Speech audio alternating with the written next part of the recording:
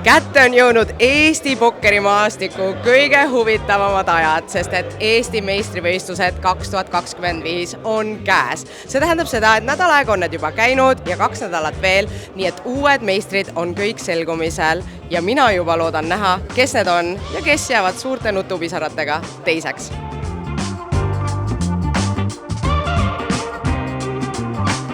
Mis teeb tegelikult Eesti pokkeri eriliseks? See kommuun, kogu see pokkeri kommuun, ma arvan, et see ongi see äge, et oled sa pokkerimängija või sportlane või mingi muu mees, et tegelikult see kommuun on nii lahe ja sellepärast olen ka mina siin. Jaa, ma olen siin päris palju näinud, nii et järelikult ju meeldib. Jaa, meeldib.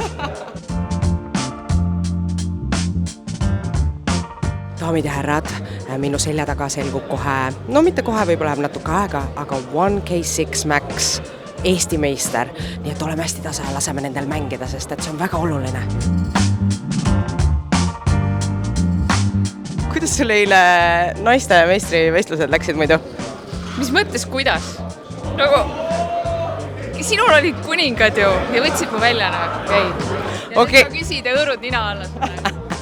Aga see on ka osa ju meie Eesti pokkerimaastikust, et me tegelikult julgeme üksteisele puid alla panna ja see teeb selle lahedaks.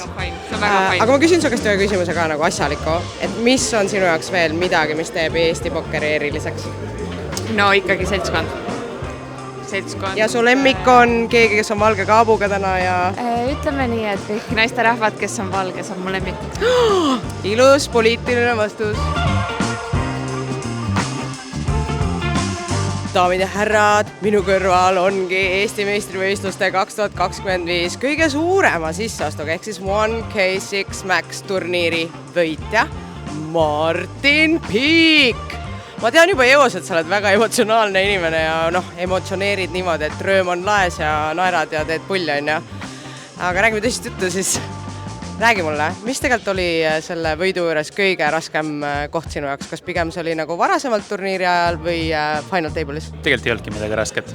Päriselt terve turniir läks lihtsalt lepasreega? Suht libedalt. Okei, aga kust su õnn siis tuli? Kaartidest. Lihtsalt jooksis nii hästi? Jah.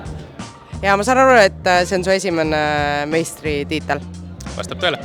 Aga siis ikkagi õige küsimus, et kuidas sa tähistad?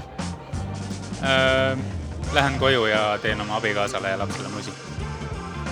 Kas saab olla suuremat südamete võitjat või?